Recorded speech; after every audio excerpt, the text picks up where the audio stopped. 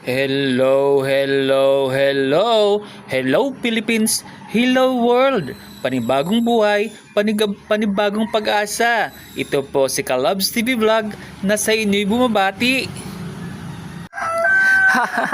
Diyos ko po, Rudy. At Charot. Bago po tayo magsimula ng ating kwentuhan daw. Don't forget to subscribe my YouTube channel, Kalabs TV Vlog. Mag-comment, like, and share na rin po kayo. Parang awa nyo na po. And follow my Facebook page, Kalabs TV, at Facebook, Richard Magallanes Berdon.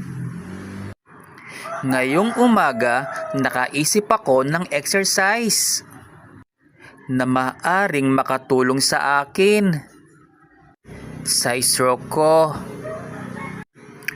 Kumuha ko ng plastic bottle at nilagyan ko ito ng tubig. Inilagay ko ito sa may semento pahiga at ang mga pako nagbabataas doon. Yung ma-stroke ha, yun ang yun paano yun ang siya nagbabataas. Exercise nga po. Napanood ko kasi ito sa Facebook. Alam niyo naman mga kalabs, gagawin ko ang lahat para gumaling tayo. Para masikaso ko ng mabuti ang business ko. Sinisimula ng pagandahin ang tindahan. Bumili na si Ka Jerome at Ka Seni ng gamit.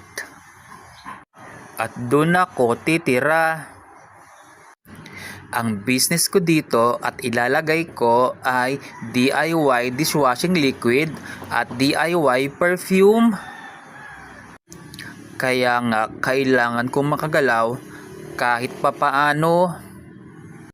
At lalagyan ko ito ng GCash, cash in and cash out. At loading station. Yun lang ang gagawin ko. At kung may kasama na ako, magdadagdag ako ng ititinda. Tsak, papatok iyon sa masa. Hinay-hinay lang, Kalabs TV Vlog. Masyado kang nagmamadali. Mag-umpisa ka muna. Diyos ko po, Rudy. Stroke ka na nga. Stroke ka pa nga eh. Maghanap ka muna ng mga kasama. Charot. Hindi. Ikinukwento ko lang naman eh. Diba? Hindi naman masamang mangarap. Tsaka lahat tayo ay may pangarap.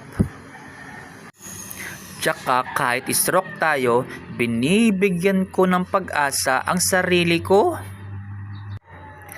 Ang pag-asang mabuhay ng marangal. O paano, hanggang dito na lang ulit. Sa susunod ulit na vlog, magkukwentuhan tayo at kukwentuhan ko kayo. Bye! See you! Bye-bye!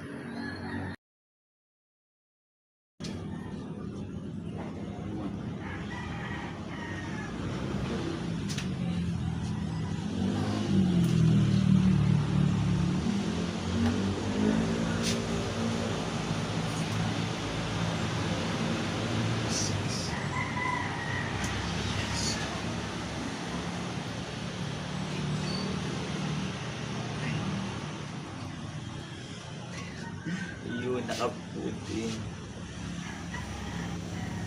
Okay, susunod naman.